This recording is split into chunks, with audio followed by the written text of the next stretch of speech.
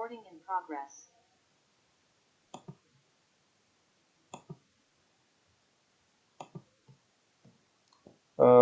Assalamualaikum warahmatullahi wabarakatuh. Salam sejahtera untuk kita semua. Terima kasih atas waktu dan kesempatan yang diberikan. Di sini kami dari kelompok 4 P1 akan menyampaikan kerja tugas kami, yaitu penggunaan pupuk organik secara berkelanjutan untuk meningkatkan kesuburan tanah perkebunan dengan mata kuliah komunikasi dan penyuluhan. Pertama-tama perkenalkan, nama anggota kelompok kami ada Angga Setio Pangunji, Lia Kartika, Riki Wahyudi, Rio Marito Suburian, saya sendiri Rizky Pasaribu, dan Septian Nurrohim. Untuk bagian pendahuluan akan disampaikan oleh Saudari Lia Kartika. Baik, terima kasih, moderator. Latar belakang sektor pertanian menjadi bagian terpenting dalam perekonomian pedesaan Indonesia. Pedesaan masih menjadi sumber penghasilan komoditas pertanian saat ini. Kualitas hasil pertanian dari pedesaan dituntut selalu meningkat dan dalam jumlah yang mencukupi. Akan terjadi lonjakan harga jika sektor pertanian di pedesaan mengalami kegagalan dalam peningkatan produksi sehingga tidak bisa mencukupi kebutuhan masyarakat perkotaan. Dalam rangka meningkatkan produksi pertanian ini, harus banyak yang dibenahi dan salah satu hal terpenting adalah kualitas sumber daya manusia. Karena jika dilihat masalah utama petani di pedesaan adalah rendahnya pengetahuan dan kreativitas dari petani agar pembangunan pertanian terus berkembang.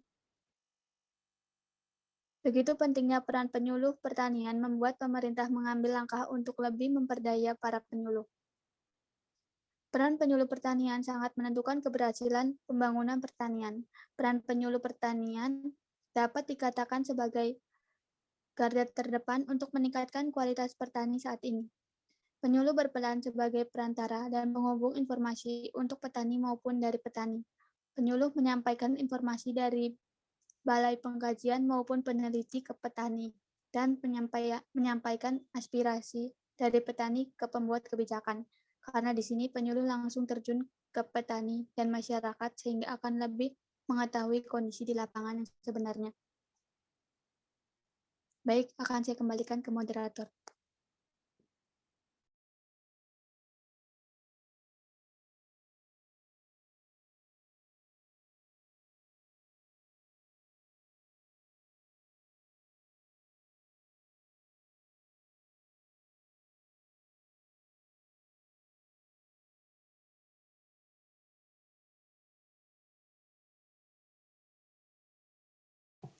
Baik, akan dilanjutkan oleh Saudara Rio Marito Suburian.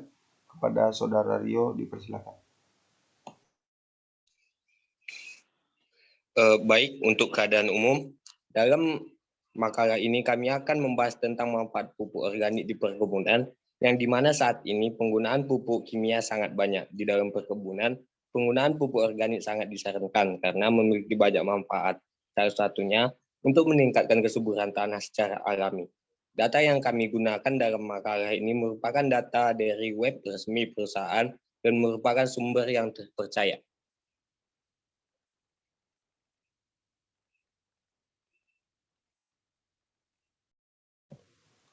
Baik, presentasi akan dilanjutkan oleh Saudara Riki Wahyudi. Kepada Saudara Riki, waktu dan tempat dipersilakan. Tujuan. Adapun tujuan dari penggunaan pupuk organik adalah yang pertama, dapat menjaga dan meningkatkan kesuburan tanah. Menggunakan pupuk organik mampu menjaga kualitas kesuburan tanah. Bahkan organisme dan zat-zat penting dalam tanah akan semakin baik dan bekerja lebih baik. Hal tersebut menyebabkan tanah menjadi subur, memiliki unsur hara yang tinggi dan dapat digunakan secara jangka panjang dalam pertanian dan perkebunan. Kita ketahui bahwa pupuk organik ini bersifat hayati, sehingga hasil produksi akan jauh lebih sehat. Yang kedua, menghemat biaya produksi. Keuntungan penggunaan pupuk organik selanjutnya adalah dapat menghemat biaya produksi. Bagaimana hal itu dapat terjadi? Jelas sekali bahwa penggunaan pupuk organik ini sangat menguntungkan sekali dalam hal pembiayaan. Sebagai contoh sederhana adalah jika kita menggunakan pupuk organik dari hasil kotoran ternak, akan terlihat jelas kita tidak harus mengeluarkan biaya untuk membeli pupuk. Berbeda jika kita menggunakan pupuk kimia, yang tentu harus kita beli. Meskipun ada subsidi dari pemerintah, namun tetap saja kita akan mengeluarkan dana untuk hal itu. Yang ketiga, ramah lingkungan. Penggunaan pupuk organik atau pupuk hayati ini jelas ramah terhadap lingkungan karena dapat menggunakan bahan-bahan kimia yang dapat merusak tanah. Selain itu juga aman bagi kesehatan kita. Dengan menggunakan pupuk organik secara terus-menerus akan membuat tanah semakin bagus dan subur sehingga lingkungan juga akan menjadi sejuk dan segar.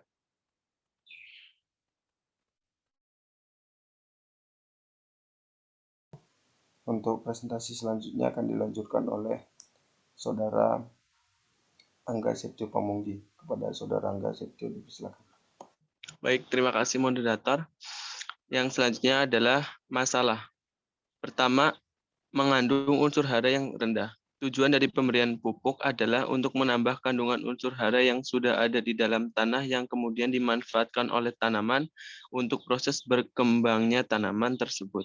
Apabila kita memberikan pupuk organik yang rendah kandungan unsur haranya, maka pertumbuhan tanaman tersebut dapat terhambat serta bisa layu dan mati. Yang kedua, terjadinya proses pembusukan. Apabila kita memberikan pupuk organik yang mentah, maka akan terjadi proses pembusukan lebih lanjut yang dilakukan oleh mikroorganisme pengurai di dalam tanah. Pada proses pembusukan ini, mikroorganisme tersebut memerlukan nitrogen dan oksigen untuk metabolismenya, sehingga mikroba tersebut mengambil oksigen dan nitrogen yang tersedia di dalam tanah. Yang ketiga, dapat membawa patogen bagi tanaman. Karena proses penguraian bahan-bahan organik yang belum sempurna, maka di dalam pupuk organik tersebut dapat memungkinkan adanya patogen seperti jamur, gulma, dan patogen lainnya yang sudah jelas dapat mengganggu pertumbuhan tanaman. Yang keempat, dapat mengandung racun bagi tanaman. Proses dekomposisi yang tidak sempurna pada pupuk organik memungkinkan adanya kandungan asam organik dan juga fenol yang bersifat toksik pada tanaman. Pada pupuk organik yang belum matang sempurna, mikroorganisme akan menghasilkan amoniak yang bersifat racun pada tanaman. Kemudian yang kelima, dapat meningkatkan suhu tanah. Pada pupuk organik yang mentah, proses penguraian akan terus dilakukan oleh mikroorganisme sehingga dapat menyebabkan suhu tanah menjadi naik. Kenaikan suhu tanah tersebut dapat mengganggu metabolisme tanaman. Fungsi kerja enzim pada tanaman akan terganggu dan proses penyerapan unsur hara menjadi terhambat yang mengakibatkan tanaman menjadi layu dan mati. Untuk presentasi selanjutnya saya serahkan kepada Saudara Septian Nurrohim. Kepada Saudara Septian, dipersilakan. Baik. Untuk pembahasan 1, 2.1 rancangan kegiatan. 1. Tema kegiatan. Tema dari kegiatan ini adalah penyuluhan tentang manfaat dari jerami padi sebagai bahan baku pembuat pupuk organik. 2. Waktu dan tempat. Kegiatan penyuluhan ini akan dilaksanakan pada tanggal 30 Juni 2022. Di Kebun Cikabayan, PB Desa, Babakan, Kecamatan Dramaga, Kabupaten Bogor, Provinsi Jawa Barat. 3. Saran kegiatan. Saran dari kegiatan ini adalah pegawai kebun atau petani dari kelompok masyarakat di sekitar area Kebun Cikabayan. 4. Input. Input atau masukan yang mendukung kegiatan ini adalah mahasiswa IPB yang sudah berhasil melakukan praktikum pembuatan pupuk organik menggunakan jerami. 5. Output. Output yang diharapkan dari pelaksana kegiatan ini adalah terlaksananya kegiatan penyuluhan di Kebun Cikabayan, Desa Babakan, Kecamatan Dramaga, Kabupaten Bogor, Provinsi Jawa Barat. 6. Outcome. Outcome atau hasil dari pelaksana kegiatan pelatihan ini adalah sebagai berikut. 1. Menghasilkan petani inovator sebagai satu orang yang bergerak dalam pengembangan pertanian berkelanjutan, terutama dalam pemanfaatan jerami padi menjadi komoditas bernilai tambah. 2. Menghasilkan 5 orang petani yang terampil dalam pemanfaatan limbah jerami padi menjadi pupuk organik. 3. Mendapat dukungan dari 2 tokoh masyarakat utama desa dalam pengembangan usaha tani berbasis pertanian berkelanjutan. 7. Impact. Dampak yang nanti diharapkan setelah pelaksanaan kegiatan penyuluhan ini antara lain: 1. Beralihnya para pegawai kebun di Kebun Cikabayan dari penggunaan pupuk kimia menjadi pupuk organik. 2. Menghematnya biaya pengeluaran dari kegiatan pemupukan. 3. Meningkatnya pendapatan petani melalui produksi pupuk organik. 4. Berkurangnya ketergantungan petani terhadap pupuk kimia. 8. Pelaksana kegiatan. Tahapan pelaksanaan kegiatan pelatihan meliputi persiapan administratif, edukatif, pelaksanaan pelaporan pelatihan. Tahapan tersebut telah diperincikan seperti di bawah ini. A. Persiapan administratif dan edukatif terdiri dari 1. Menyiapkan surat edaran tentang adanya program penyuluhan. 2. Membuat surat keputusan atau SK penyelenggara penyuluhan. 3. Menyiapkan materi PowerPoint. 4. Undangan peserta pelatihan. 5. Menentukan pengisi acara. 6. Menyiapkan perlengkapan diklat atau alat tulis, peta singkap, laptop, dan lain-lain. 7. Mempersiapkan perlengkapan penuh atau sound system dan lain-lain. 8. Menyusun kebutuhan biaya. B. Pelaksana kegiatan tahapan adalah sebagai berikut. 1. Pembukaan dan perkenalan. 2. Pemaparan masalah. 3. Penyampaian materi. 4. Praktik langsung. 5.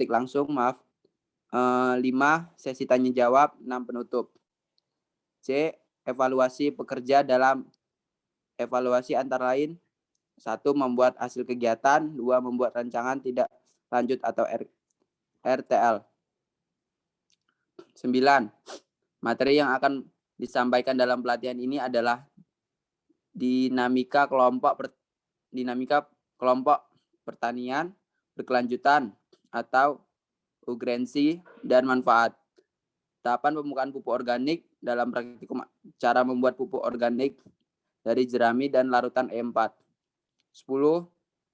Kebutuhan sarana penyuluhan. A. Kebutuhan sarana penyuluhan dalam proses penyelenggaraan penyuluhan. 1. Undangan. 2. Spanduk tema. 3. Kursi. 4. Papan tulis. 5. Spidol. 6. Pena. Buku catatan untuk peserta. B. Kebutuhan teknologi dan pelatihan. 1. Sebuah infokus. 1 buah infokus. 2. 1 buah laptop. 3. 1 buah mic. 4. 1 unit sound system sederhana. 5. Alat dan bahan praktikum terdiri: A. Jerami. B. E4. C. Dedak. D. Bokosi. E. Gula merah. F. Terpal atau karung. G. Ember. H. Termometer. 11. Rincian kebutuhan biaya. Berikut adalah rincian kebutuhan biaya yang dikeluarkan untuk praktikum. D. Jadwal kegiatan sebagai berikut.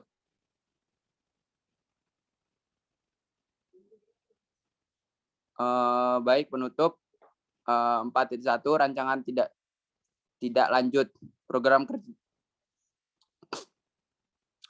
kerja penyuluhan masyarakat pertanian tentang penggunaan pupuk organik secara berkelanjutan untuk meningkatkan kesuburan tanah perkebunan akan ditindaklanjuti dengan pengandaan program evaluasi. Evaluasi sendiri merupakan kegiatan terancang untuk mengukur, menilai, dan kebersihan suatu program. Evaluasi merupakan cara terbaik untuk menguji efektivitas dalam produktivitas. Pada evaluasi ini, kita akan melakukan penilaian kebersihan tindakan penyuluhan terhadap kerja dan hasil pertanian. Setelah melakukan evaluasi dan jika berhasil, penyuluhan memenuhi standar dan memunculkan perubahan pola pikir masyarakat pertanian menjadi lebih baik, maka penyuluhan akan dijadikan menjadi sebuah kegiatan berkelanjutan. Baik, selanjutnya pada moderator. Baik, terima kasih. Mungkin cukup sekian presentasi kami kali ini. Jika ada salah kata dalam penyampaian kami minta maaf. Dan kami tutup sampai sini presentasinya. Wassalamualaikum warahmatullahi wabarakatuh. Salam sejahtera untuk kita semua. Terima kasih. Waalaikumsalam warahmatullahi wabarakatuh.